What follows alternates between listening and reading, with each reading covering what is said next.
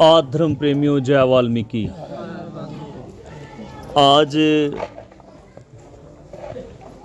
परिवार ने बहुत ही अच्छा अवसर आप सभी को दिया कि आप सभी उस आदि अनादि सृष्टिकर्ता वाल्मीकि दयावान जी का सिमरन कर सकें। और वीर आकाश और अक्की जी बहुत ही अच्छे तरीके से जो आदि धर्म की परंपरा है, बिना किसी शोरगुल के आपको उस ईश्वर से जोड़ने का प्रयास कर रहे थे। और बहुत अच्छे भजन उन्होंने कहे और आपको आदि धर्म का जो मूल ज्ञान है, जो मूल बातें हैं, वो आपको भजनों द्वारा कही। तो आप सभी इस भजनों को, इन शब्दों को ग्रहण कर रहे थे। अब हम आदि धर्म अनुसार पहले 7 वार का पाठ करेंगे और साथ साथ में जो उस परमात्मा के आदेश हैं, हमें आदि धर्म की जो विचारधारा है उसके ऊपर भी धीरे धीरे बात करेंगे। तो सबसे पहले हम पाठ शुरू करेंगे। बैठने का आपका जो तरीका होगा, चौकड़ी लगा लेंगे और पावन सत्य चिन्ह बना लेंगे। आपका जो खब्बा हाथ होगा नीचे होगा, सज्जा हाथ आपका ऊपर होगा। ऐसे दोनों अंगूठे जोड़ लेंगे। जो नित्य नेम में भी कहा जाता है, थाली लेकर हाथ की बीच में वंदना धू, कि ईश्वर ने आपको थाली दे रखी है।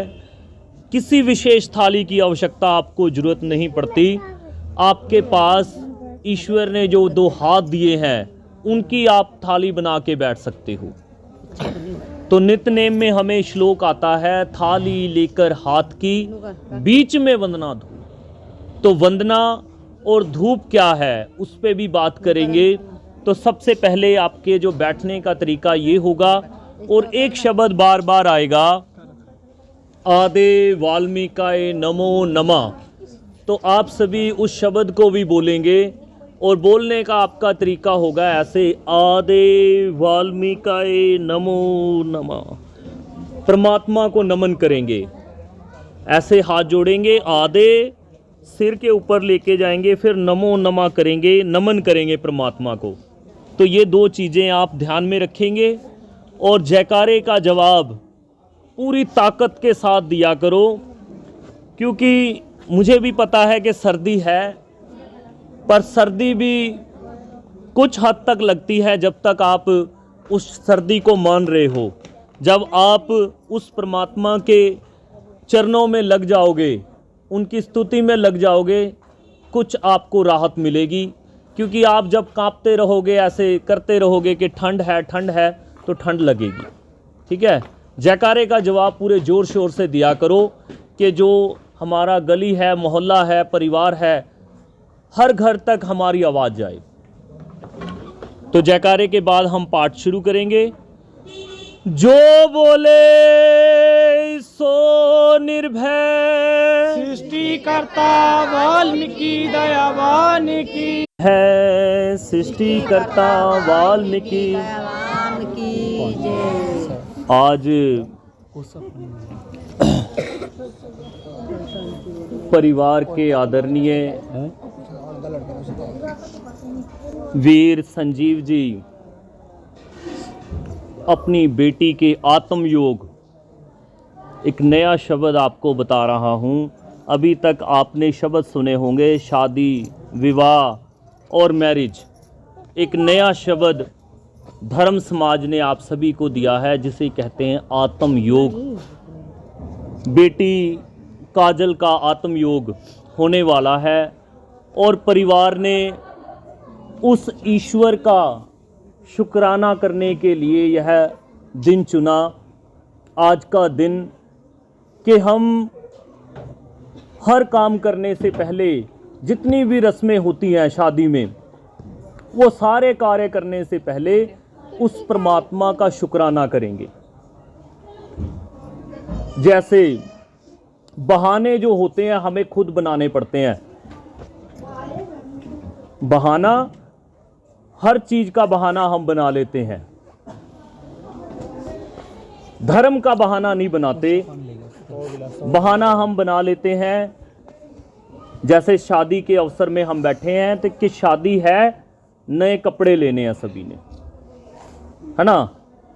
आदमियों का होता है कि कहीं कोई कार्य है, किसी की खुशी में जाना है, तो अलग से पॉकेट में रखेंगे 200-400-500 रुपया।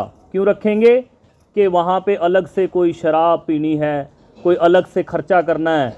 वो आपको भी नहीं पता होता, घरवाली को नहीं पता होता, वो केवल उसे ही पता होता है, वो अलग से रखते हैं। अवसर बना लेते हैं अपना, कह रहे आज सगाई हुई है तब भी कुछ कर लो, है ना, आज नया घर बना है तब भी कुछ कर लो।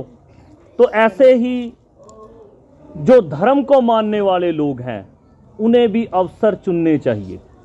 और आप कैसे अवसर चुन सकते हो? कैसे चुनोगे? जैसे इस परिवार ने, वीर आदित्य जी ने अपने परिवार से बात की कि हमें उस परमात्मा का शुक्राना करना है। बेटे बैठ जाओ, बैठ जाओ आराम से। परमात्मा का शुक्राना करना है। और हम, बहाना तो हमारे पास है, चाहते ये भी कुछ और कर सकते थे, है ना, घर में कुछ और चीजें भी रस्में कर सकते थे, पर परमात्मा का शुक्राना करना इन्होंने ज्यादा जरूरी समझा। और ये अवसर सभी के जीवन में आते हैं।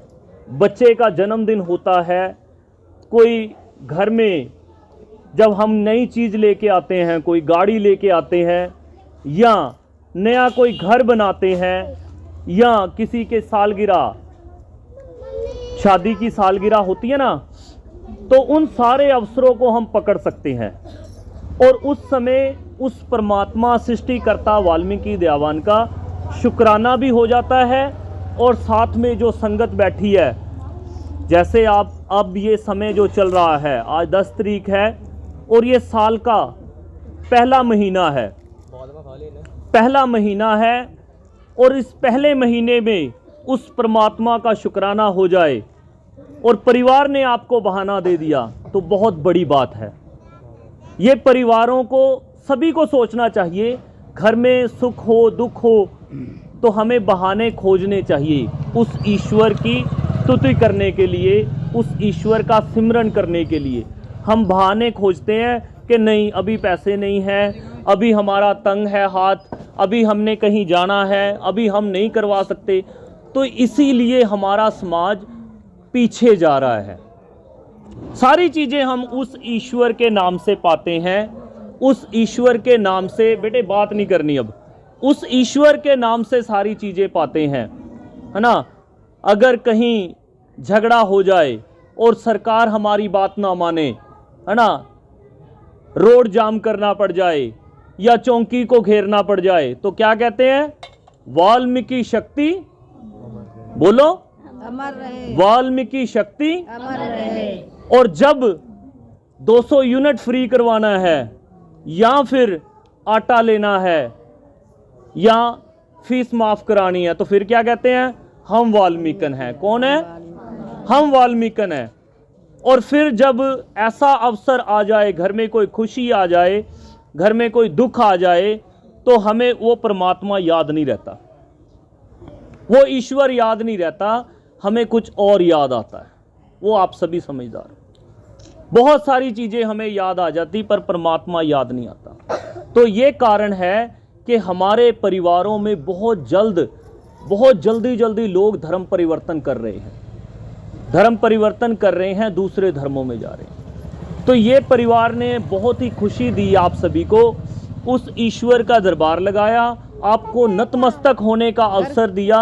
और नित्य नेम के साथ, नित्य नेम का जो श्लोक है, जो ये बेटी का आत्म योग होने जा रहा है, ये बेटी यहाँ से क्या सीख के जाएगी? ये बेटी उस नित्य नेम से क्या सीख के जाती है? उस ईश्वर का क्या आदेश है? हम अभी तक तो सिर्फ परमात्मा का इस्तेमाल इसलिए करते हैं कि हम वाल्मीकन हैं, हमें अधिकार चाहिए। पर उस ईश्वर के हाथ में कलम है, उस परमात्मा ने हमें क्या कहा, क्या दिया, उस बेटी के लिए आदेश है, वो बेटी सीख के जाएगी। आप सभी भी नित्यनेम का जो हमने श्लोक पढ़ा, मधु का अर्थ सुरा है, सुरा नाम की दो, नाम नशा निस दिन रहे, काज जगत भी हो। उससे अगली लाइन, मधु का अर्थ शहद है दाता, मधु जैसी वाणी दो जगदाता, कि हे ईश्वर मेरी वाणी मीठी हो जाए, मेरी जो बातचीत करने का तरीका है वो अच्छा हो जाए। हमारे घरों में जो क्लेश होते हैं वो किसकी वजह से होते हैं? जुबान की वजह से होते हैं ना। जब लड़ाई होती है तो किस लिए होती है? जुबान की वजह से। किसी ने एक गाली निकाली तो फिर दूसरे ने दूसरी निकाली, फिर तीसरी हुई, फिर जंग हो गई, लड़ाई हो गई।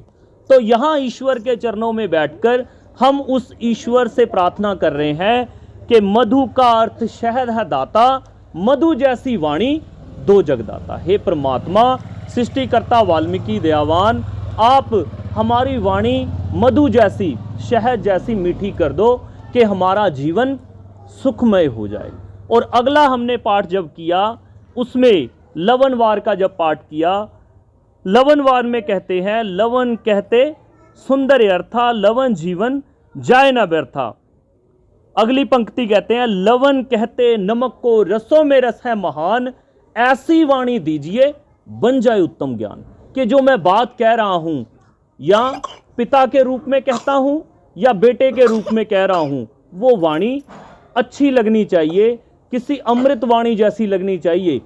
दिखावा नहीं लगना चाहिए कि मैं ऊपरी ऊपरी कर रहा हूं, कि मैं तुम्हारा बहुत अच्छा मित्र हूं, बहुत अच्छा भाई हूं, ऊपर ऊपर से कह रहा हूं, पर अंदर से मन कुछ और है।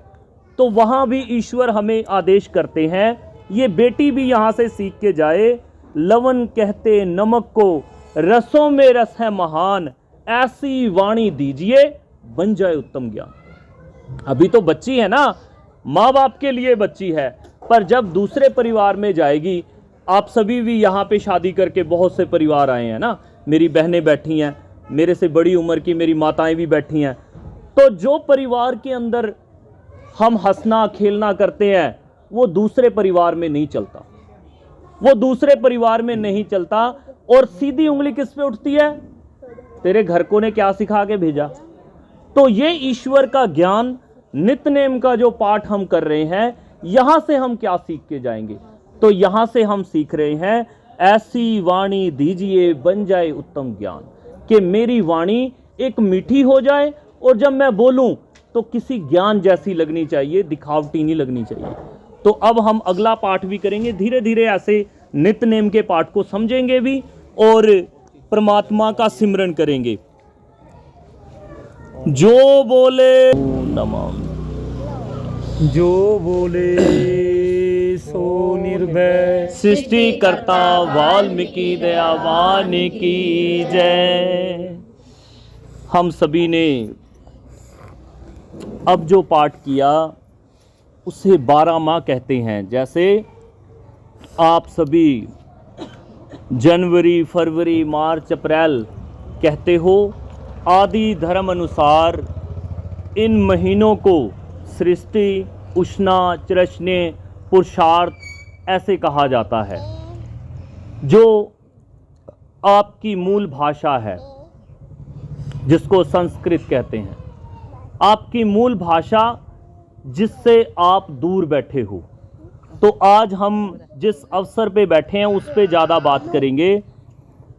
तो पुरुषार्थ माह का हमने पाठ किया, जिसमें आता है धर्म, अर्थ और काम, मोक्ष। पुरुषार्थ का अर्थ मेहनत है, मेहनत से रप्पा, मेहनत से शिक्षा मिले, शिक्षा में मन ला। धर्म, अर्थ और काम, मोक्ष, 4 पुरुषार्थ कहा। हो जाए पुरुषार्थी, मिलकर करो दुआ।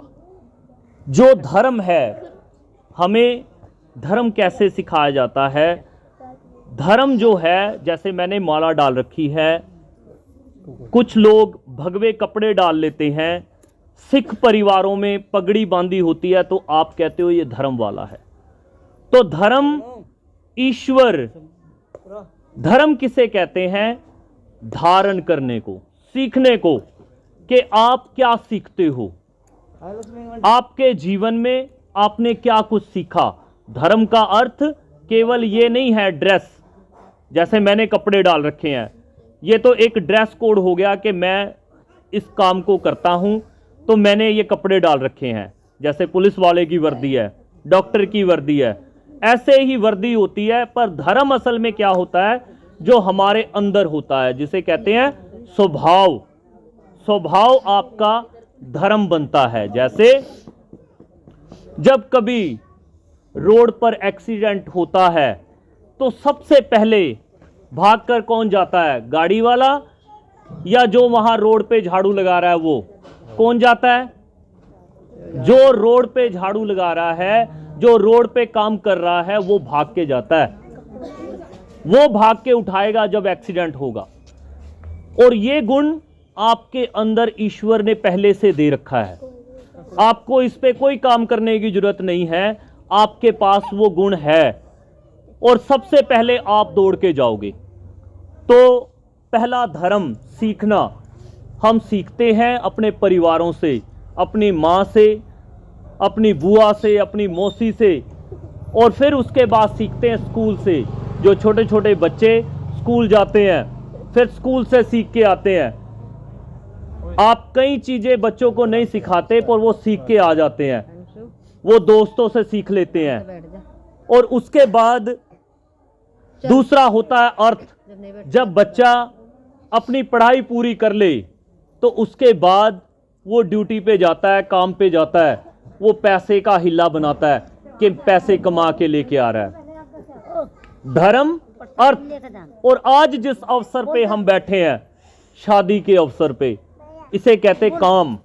इसके बारे में बहुत सारी भ्रांतियां, जिसको कहते हैं झूठ, फैलाया हुआ है कि काम को त्याग देना चाहिए, है ना। जो ईश्वर को पाना है तो आपको घर बार छोड़ना पड़ेगा, आपको कानों में मुंदरियां डालनी पड़ेंगी, आपको कड़ा डालना पड़ेगा। होता है ना, आप देखते हो कई लोग हरे कड़े डाल के, बड़ी बड़ी माला डाल के घूम रहे हैं और कहते हैं कि भाई हम ईश्वर को पा रहे हैं। और ईश्वर क्या कहते हैं? तीसरे चैप्टर में तीसरी बात जब करते हैं, वो कहते हैं कि आपकी जो गृहस्थी है, तो अभी हमने पाठ भी किया, गृहस्थ चलाना इस बिन मुश्किल, कहे ये चौथा माह। तो आप जब तक अपनी गृहस्थी नहीं चलाते तब तक आपका जीवन व्यर्थ है। आप जितना मर्जी पाठ पूजा करिए, जितना मर्जी तीर्थ स्थान जाइए, जब तक आप अपने परिवार को अच्छी शिक्षा दीक्षा, अच्छा परवरिश नहीं देते, तब तक आपका व्यर्थ है सब। होता है ना, कई आदमी बाहर तो करेंगे हम बहुत भक्ति वाले हैं, पर अगर कोई काम करने वाला या कोई गरीब आके दरवाजा खड़का दे और कह दे एक कप चाय चाहिए, तो क्या कहेंगे? चल चल चल आगे। क्यों? क्योंकि धर्म केवल ऊपर से दिखा रहे हैं, अंदर नहीं है। अंदर हो तो पीड़ा हो महसूस, कि जैसी पीड़ा हमें है वैसी पीड़ा दूसरे को भी होती है। तो ईश्वर कहते हैं कन्या रतन की प्राप्ति दीर्घ पुरुषार्थ से होती है। कि कन्या रतन, बेटियों के बारे में भी बहुत सारी भ्रांतियां हैं कि बेटा होना चाहिए, बेटा वंश चलाएगा। पर आज बेटियां सारे कार्य कर रही हैं। हॉस्पिटल में जाते हो, डॉक्टर मिलती है ना बेटी, पुलिस में भी मिलती है, जज भी है, वकील भी है, और बेटी किसी से कम नहीं है आज। तो ईश्वर कहते हैं, वाल्मीकि दयावान कह रहे हैं कि बेटी की प्राप्ति आपको तब होती है जब आपके पिछले जन्मों का और इस जन्म में आपने जो अच्छे कर्म करे हैं, तब आपको बेटी की प्राप्ति होती है। और हमें क्या सिखाया जाता है कि बेटियां तो दूसरे घर जानी है, और बेटियों पे तो ज्यादा ध्यान देना चाहिए कि दूसरे घर जाएगी। एक घर तो ये है, बेटी काजल की शादी होने जा रही है, आत्मयोग होने जा रहा है। इस परिवार में, इस परिवार को भी चलाया अभी तक, माँ की हर बात मानी होगी, पिता की बात मानी होगी, आगे परिवार में जाएगी तो वहां जाकर पति की बात भी माननी पड़ेगी, सास की बात भी माननी पड़ेगी। और बातें मानते हुए घर परिवार अच्छा चलेगा, उसके लिए एक श्लोक आता है जो हम पाठ करेंगे अभी।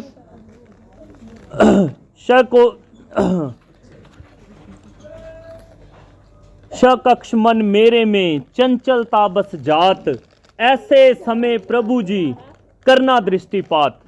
कि हे ईश्वर, बेटी प्रार्थना कर रही परमात्मा से कि हे ईश्वर, जैसी चंचलता, जैसे अल्लड़पन घर में था, अब माँ उठाए, अब जैसे सर्दी का मौसम है, माँ क्या कहती है कि सोने दो बेटी है, सो जाने दो, है ना।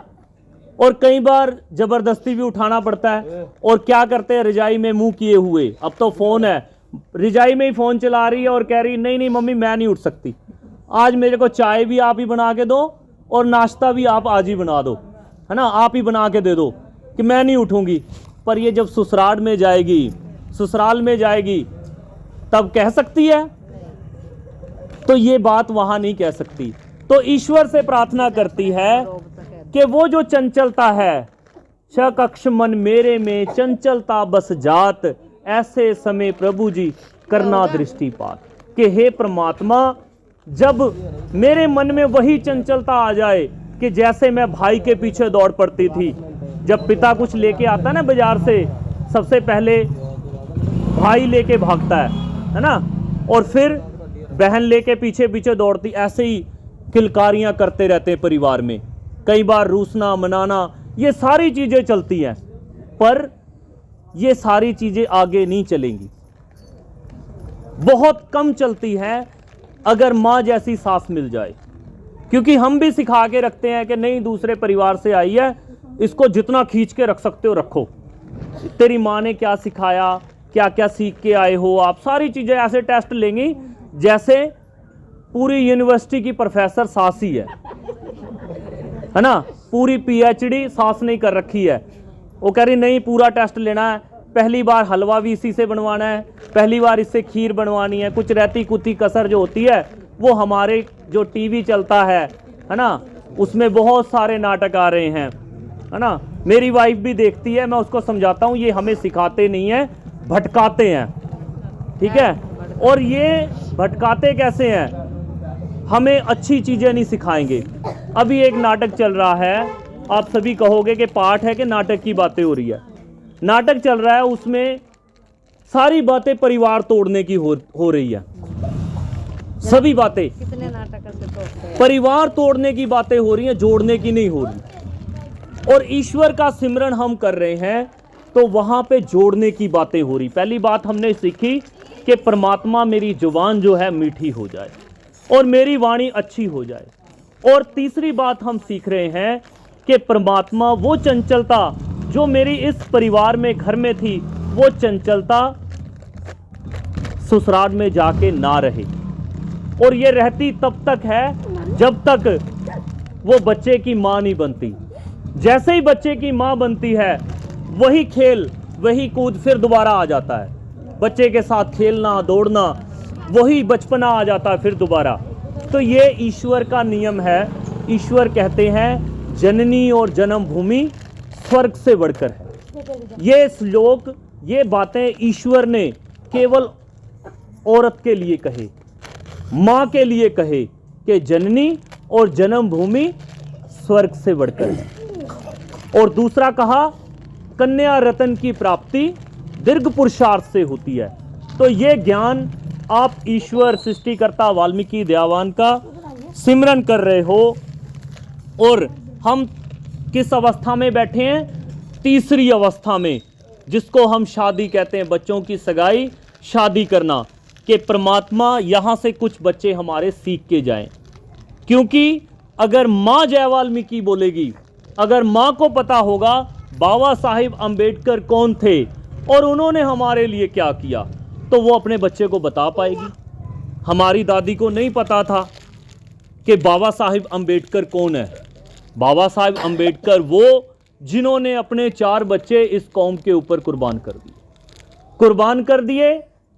बेइलाज मर गए बच्चे वो, पर उनका इलाज नहीं हो पाया, अपनी डिग्रियां और हमारे लिए आज़ादी प्राप्त की। हमें उस महापुरुष का दिन भी याद नहीं है, नाम भी याद नहीं। उसका कारण ऐसे योगा अमृत ऐसे पाठ हम नहीं करते। हम पाठ कौन सा करते हैं? पाठ करते हैं हम नाचने वाला, गाने वाला। बैठ जाओ, कुछ नहीं होता, कुछ नहीं कहेगा चूहा, बैठ जाओ आराम से, आराम से, आराम से बैठ जाओ। दौड़ाओ जी दौड़ाओ, पकड़ो इसको, कोई नहीं कोई नहीं कोई नहीं, चले जाएगा, गिरो मत, चोट मत खाओ। चले गया वो, चला गया, बैठ जाओ बैठ जाओ बैठ जाओ बैठ जाओ।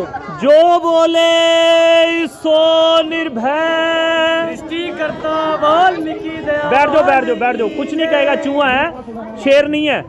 बैठ जाओ बैठ जाओ, चूहे से डर रहे हो, बैठ जाओ बैठ जाओ।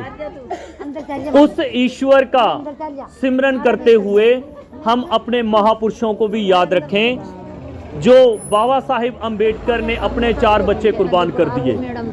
और माँ जब इन प्रोग्राम में ऐसे सत्संग में बैठ के सीखेगी, तब वो अपने बच्चे को सिखा पाएगी। तो अगला पाठ करेंगे हम उस आदि अनादि सृष्टिकर्ता वाल्मीकि दयावान जी के चरणों में।